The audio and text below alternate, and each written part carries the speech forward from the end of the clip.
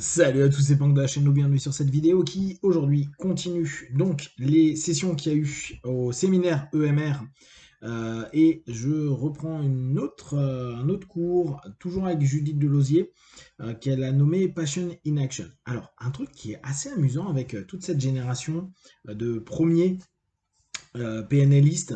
Donc, souvenez-vous, hein, il y a les méta, il y a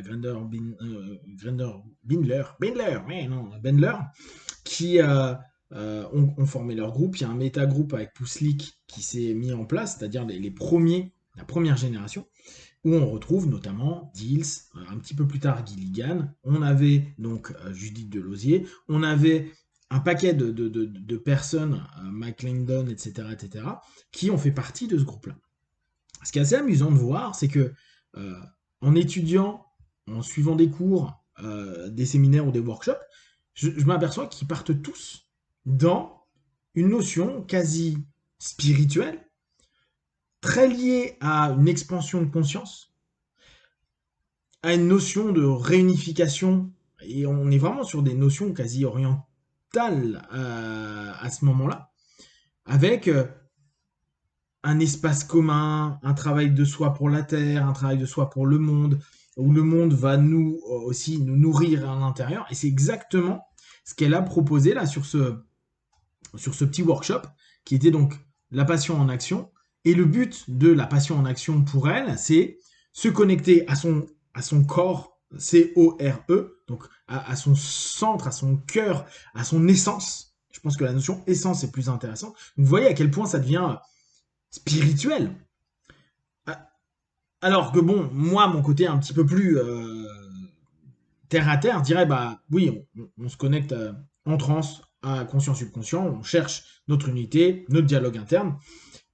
Au bout du compte, c'est vraiment ce qu'elle va proposer, une petite séance d'auto-hypnose, mais avec cette intention qui est, je trouve, très spirituelle et qu'on retrouve chez les Gilligan, chez les Diels, chez toute cette génération actuellement. Maintenant, ils ont entre 60 et 75 ans. Et on voit qu'il y a ça a certainement toujours été en filigrane derrière eux, mais là, on le ressent beaucoup, beaucoup dans leurs travaux actuels. Euh, la deuxième chose, donc, c'est s'éveiller à son champ de conscience. Donc là, complètement s'éveiller à sa transe. Développer son sens de ses capacités, le sens de ses capacités, d'accord. Donc, en somme, rentrer en transe, aller dans une zone de capacité, de ressources, de compétences. Après, le développer au niveau extérieur, sur donc notre système micro avec le macro-système du monde, que ce soit un groupe d'hypnose, un groupe de PNL, un groupe d'humains ou toute l'humanité. Après, chacun le voit à sa manière. Travailler sur ces histoires de réussite avec soi, donc en gros, travailler sur ses ressources, voir en quoi aussi ces ressources ont permis de contribuer à l'ensemble, donc à ce système plus large. Donc vous voyez ce principe interne, externe, interne, externe, interne, externe, qu'elle a beaucoup mis en avant. Vivre, quoi, rêver ses rêves, donc suggestion de futurisation et d'objectifs potentiels. Donc là, on est vraiment dans une petite session d'auto-hypnose. Hein. Donc, se mettre dans cet état pour obtenir la passion, un état, en gros, si on reprend la notion de PNL, dans un état de passion. Ce qui est intéressant parce qu'un peu plus tôt, elle l'avait un peu décrit en train de dire, bah, qu'est-ce qui vous fait mettre des paillettes dans les yeux, qu'est-ce qui vous fait euh, euh, rêver, qu'est-ce qui vous stimule, qu'est-ce qui vous fait battre le cœur plus rapidement. Donc vraiment, là, elle décrit ce qui est pour elle la passion. N'hésitez pas à le décrire pour vous-même. Comme ça, cette étape-là, elle est intéressante. Voyez en quoi vous pouvez vivre cette passion, en quoi ça va vous faire une différence, et travailler.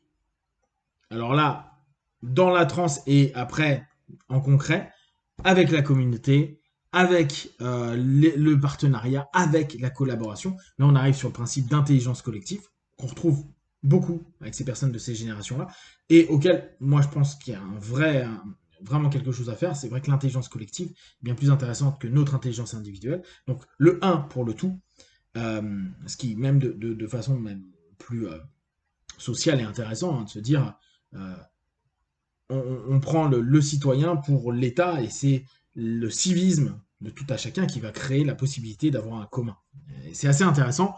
On le retrouve pas mal. Alors, on sent que Judith là-dessus, elle est très très orientée vers cette idée de parler de justice sociale, etc. De ça. C'est joli. Il y a une vraie. En fait, on retrouve un peu l'état d'esprit d'une volonté de changement et d'amélioration des systèmes dans lesquels on peut être à un moment donné. Donc ça a été vraiment le cœur de son workshop. Je tente de vous retrouver. Elle avait fait euh, un autre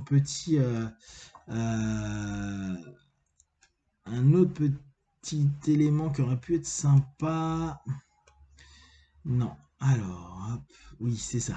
Donc, comment mettre en place la passion en action? C'est se centrer sur soi-même, s'aligner dans le présent, sentir son espace interne, donc c'est exactement ce que je viens de vous dire, travailler sur sa compassion, euh, développer des valeurs qui sont positives pour soi et pour le monde, et identifier ce que tout à chacun, ce que vous pouvez apporter pour le monde.